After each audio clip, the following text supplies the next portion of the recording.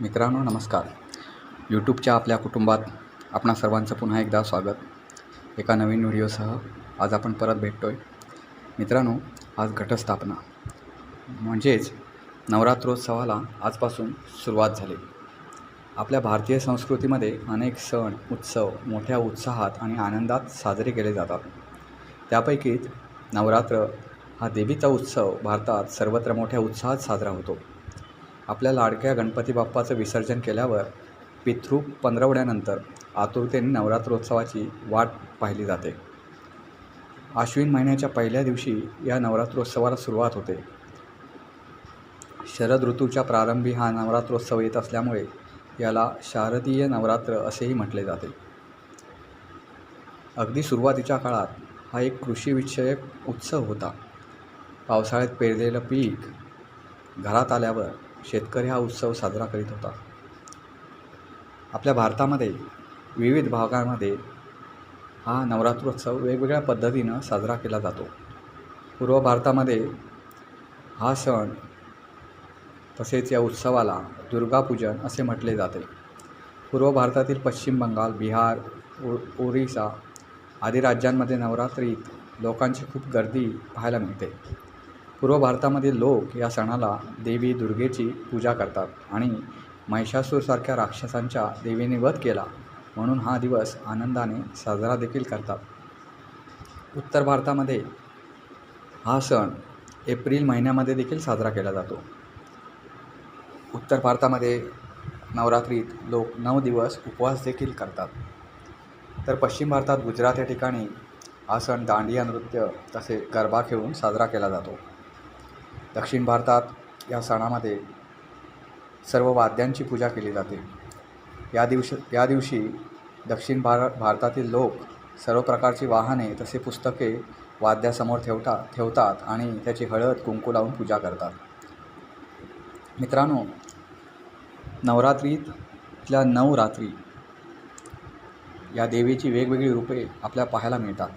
पहिल्या दिवशी शैलपुत्री देवी, दुसऱ्या दिवशी ब्रह्मचारिणी देवी, तिसऱ्या दिवशी चंद्रघटा देवी, चौथ्या दिवशी कुष्मांडा देवी, 5व्या दिवशी स्कंदमाता, 6व्या दिवशी कात्यायनी देवी, 7व्या दिवशी कालरात्री, 8व्या दिवशी महागौरी आणि 9व्या दिवशी सिद्धिदात्री असे या देवीचं पूजन केलं जातं. एका श्लोकामध्ये या देवींचं असं वर्णन केलं आहे. प्रथम शैलपुत्रीति, द्वितीयं ब्रह्मचारिणी, तृतीयं चंद्रघटेति, कुष्मांडाति चतुर्थकं, पंचमं स्कंदमातेति, षष्ठं कात्यायनीति, सप्तमं कालरात्री च महागौरीति चाष्टकं, नवमं सिद्धिरात्री च नवदुर्गा प्रकीर्ताता. या 9 दिवसात निरनिराळ्या 9 रूपांमध्ये ती आपल्या भोवती वावरत असते आणि 10व्या दिवशी शुभानुशुभांधिक राक्षसांचा वध करण्यास समर्थ होण्यासाठी ती सीमेचं उल्लंघन करते. मित्रांनो, आता पाहूया आपण नवरात्रीतल्या 9 दिवस आपण देवीला काय नैवेद्य दाखवायचा. तर पहिला दिवस असतो देवी शैलपुत्रीचा, त्याला तुपाचा नैवेद्य दाखवला जातो. दुसरा दिवस असतो देवी ब्रह्मचारिणीचा, त्याला साखर आणि मिठाईचा नैवेद्य दाखवला जातो. तिसरा दिवस असतो देवी चंद्रघटेचा, या देवीला दूध, खीर आणि इतर दुग्धजन्य पदार्थ याचा नैवेद्य दाखवला जातो. चौथा दिवस असतो देवी कुष्मांडा देवीचा, त्याला मालपोहाचा नैवेद्य दाखवला जातो. 5व्या दिवशी स्कंदमाता या देवीला केळीचा नैवेद्य, 6व्या दिवशी कात्यायनी देवीला मधाचा नैवेद्य दाखवला जातो. 7व्या दिवशी कालरात्री या देवीला गुळाचा नैवेद्य, 8व्या दिवशी महागौरी या देवीला नारळाचा नैवेद्य दाखवला जातो. 9वा दिवस असतो सिद्धिदात्रीचा, तिला डाळिंबेचा नैवेद्य दाखवला जातो. 10वा दिवस असतो दसऱ्याचा अर्थात विजयादशमीचा. दसरा हा सण साजरा करण्याची अनेक कारणे आपल्या पुराणामध्ये सांगितलेली आहेत. या दिवशी सीतामातेचं अपहरण करणाऱ्या दशानन अर्थात रावणाचा श्रीरामाने वध केला, त्यामुळे हा दिवस त्याचं प्रतीक म्हणून साजरा केला जातो. याचसोबत देवी दुर्गेचं रूप घेऊन कात्यायनी हिने एका क्रूर राक्षसाचा म्हणजे महिषासुराचा वध केला, त्यामुळे देवीला महिषासुरमर्दिनी असंही म्हटलं जातं. हा महिषासूर जो होता तो राक्षस प्रवृत्तीचा होता, तरीसुद्धा तो ब्रह्मदेवाचा एक मोठा भक्त होता. त्याने ब्रह्मदेवाकडून असा वर मिळवला होता की तो अजिंक्य राहील, त्याला कोणी मारू शकणार नाही. तर हा वर मिळाल्यानंतर महिषासूर अतिशय मातून गेला आणि त्यानं पूर्ण जगावर राज्य करण्यासाठी जो दिसेल त्याची हत्या करण्याला सुरुवात केली. पृथ्वी या महिषासुराच्या क्रूरकर्मा स्वभावानं वैतागून गेली होती. सर्व देवांनी अखेर कात्यायनी देवीची आराधना केली आणि या देवीला वध करण्यासाठी पाठवले. मित्रांनो, 9 दिवस हे युद्ध चालले आणि दसऱ्याच्या दिवशी या महिषासुराचा वध झाला. त्यामुळे या दिवसाची आठवण म्हणूनसुद्धा दसरा साजरा केला जातो. अशा अनेक कथांमध्ये आपण ऐकलं वाचलं असेल तर आपल्याला असं दिसतं की दसरा हा सण वाईट अपप्रवृत्तींवर चांगल्या प्रवृत्तीनं केलेला विजय म्हणजे दसरा हा सण. त्यामुळे त्या दसरा सणाला विजयादशमी असे म्हटले जाते. याच दिवशी अजूनही अनेक विशेष प्रसंग सांगितले जातात. देवी सतीने या दिवशी आगीमध्ये आत्मदहन केले होते.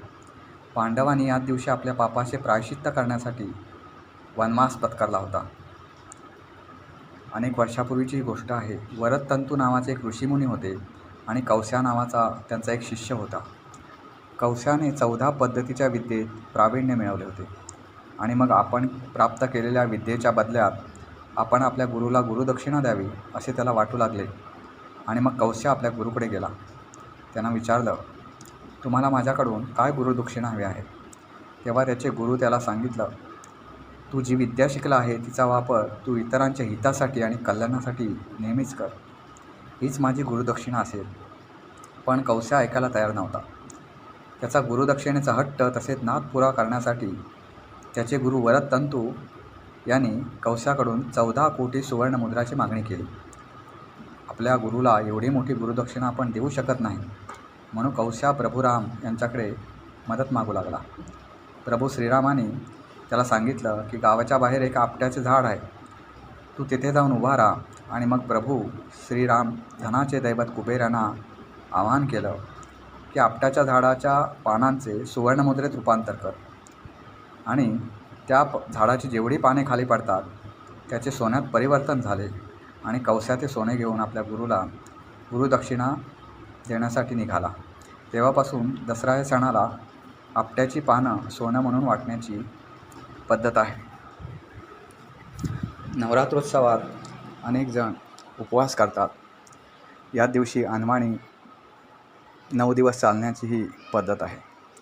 मित्रांनो, नवरात्रोत्सवाचा हा व्हिडिओ आपल्याला कसा वाटला ते आम्हाला कॉमेंट्स बॉक्समध्ये निश्चित लिहून कळवा. या डिस्क्रिप्शन बॉक्समध्ये देवीच्या आरतीची लिंकसुद्धा दिलेली आहे. तर या देवीच्या दुर्मिळ आरत्या आपण ऐकायला विसरू नका. आजच्या व्हिडिओमध्ये एवढंच.